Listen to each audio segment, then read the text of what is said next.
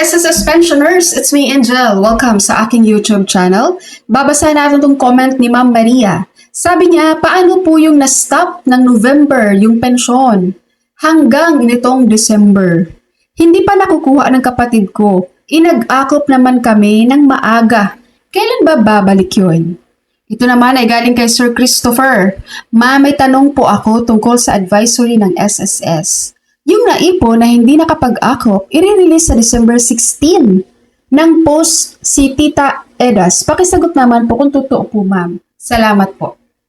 Okay, sa mga pensioners natin dyan, mapa-retirement, disability, or survivor pensioners ka man, at nasuspend po ng ilang buwan ang iyong monthly pension dahil sa hindi mo pag-comply ng AKOP or annual confirmation of pensioners, wag po kayong mag-alala guys. Dahil according po sa SSS, in-announce naman nila to guys, na para po doon sa mga naipon na pensyon dahil sa hindi nyo pag-comply ng AKOP, ito po ay ibibigay on December 16, 2025.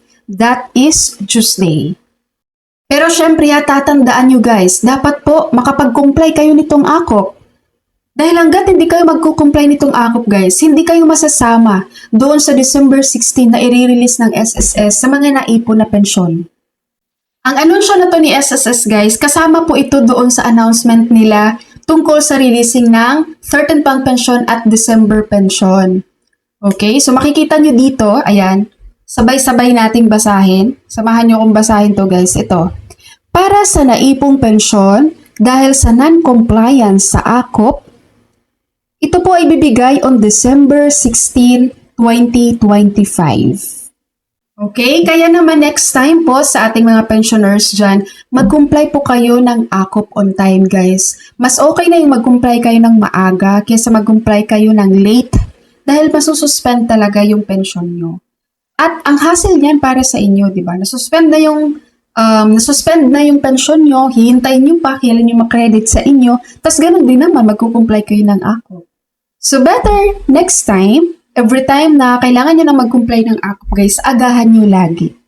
Okay? Sa mga pensioners naman natin dyan na hindi pa po aware or hindi alam ano ba itong AKOP sa SSS. Ang AKOP po, ito po yung tinatawag na Annual Confirmation of Pensioners. Kaya meron po itong AKOP para ma-check po ng SSS kung yung bibigyan ba nila ng kanilang pensyon ay buhay pa ba or wala na. Ayan. Okay? At hindi naman po ito applicable sa lahat ng pensioners, guys. Ang magkukumply lang po ng AKOP, ito lang. Kapag ang retirement pensioner nasa abroad, kailangan niyang mag-comply ng AKOP every birth month niya. Kapag naman si retirement pensioners ay nandito lang naman sa Pilipinas, magkukumply siya ng AKOP kapag umabot na po siya ng 80 years old and above. So mag-start po ng 80 years old, mag-aakop na siya, and so on. Every birth month din remember. Okay? Pangatlo naman po, sa mga total disability pensioners natin, kailangan din nilang mag-comply ng AKOP every birth month nila. Pang-apat po, magkukumply din ng AKOP ang ating mga death survivor pensioners. Ang kanilang compliance sa AKOP ay every birth month nung namatay na member. And then the last one, kailangan din pong mag-AKOP ang mga dependent children under guardianship. At ang compliance schedule ng kanilang AKOP ay every birth month nung namatay na member.